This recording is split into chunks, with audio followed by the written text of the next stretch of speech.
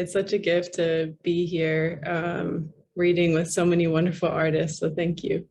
I'll be reading Motherland. After my mother dies, I go looking for her ghost in Salvador. I have dreams where I find her, mine, face down in a tide pool. Are you okay? I ask. She doesn't answer.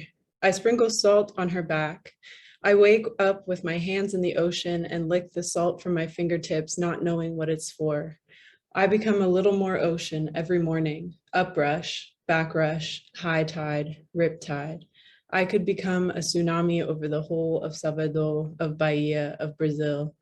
When I make a garish recreation of Moi's face in the sand, the tide washes her away. This is a place to disappear. I stumble amongst new kin, boardwalk artists who hum and wink and hang me with cowrie shell necklaces and arrange my palms and sleep in the sand. One artist from Rio tells me that when he was 10, he thought the ocean was his father. From high in the favelas, he'd climb to a crack between buildings and see the whole ocean and think, my dad is grand. The ocean could be my mother too. He places shells in my lap, announcing, Búzios.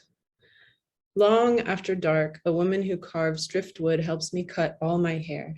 In memory of my mother, I floated out to sea in a carved coconut husk, and it too calls to me. Once upon a time, my mother buried all her baby teeth somewhere near the naval base. They still chattered years later, called north, north, north to her across the Gulf in dreams. There are many ways to cut oneself off from oneself and as many rituals for mourning, public wailing, black claws, visitations, timelines, rites, pyres, flowers, foods.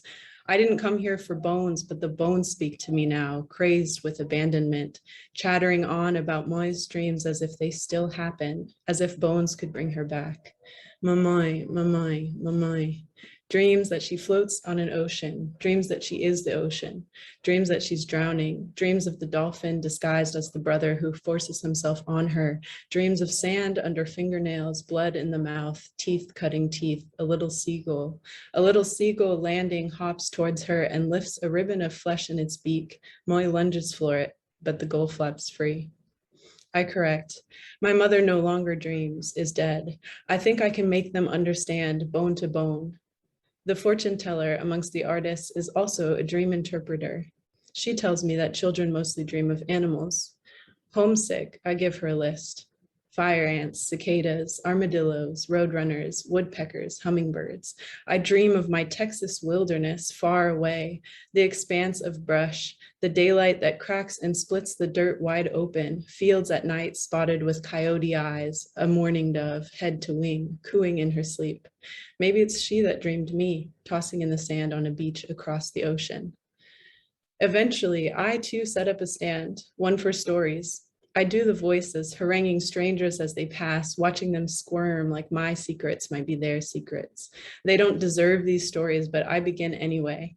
The bones are convincing me, not the other way around. Mamai. Dreams of the cliffs and the ocean spray.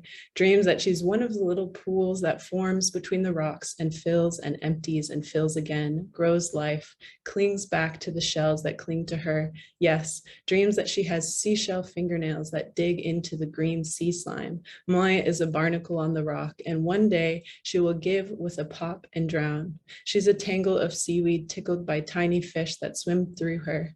Iemanjá rises in the swell of a massive wave, holds and crashes her into the sand. She is nothing, nothing. Even the sun of my childhood could not be trusted. The sun quivered the horizon across the choked out bone-dry brush, making waves where there was no water.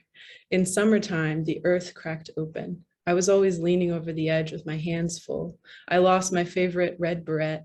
I dropped my tiny plastic poison dart frog, my mini lipstick, my clip-on earrings, my crayons, pencil grips, beads, doll skirts, dolls, and spit.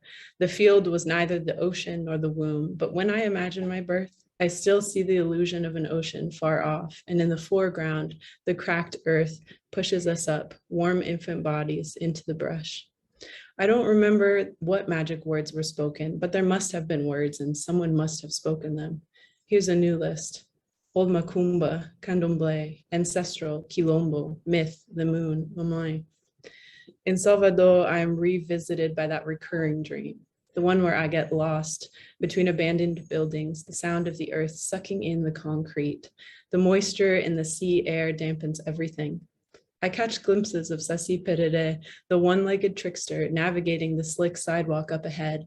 I follow his bouncing red cap, pieces of his leg, the trail of smoke from his pipe. If I can catch him, he'll tell me secrets to save her. Cobblestone gives way to sand, to ocean. It's just me and the growing sound of thunder. A wave rises, holding Yamanja, goddess of the sea, and then breaks over me.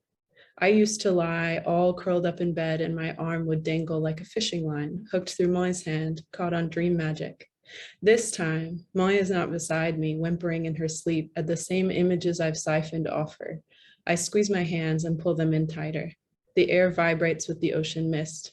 Maybe there are no ghosts here, just abandoned building shells that hang over the sea, eyeing me through their broken windows and crumbling walls. Thank you.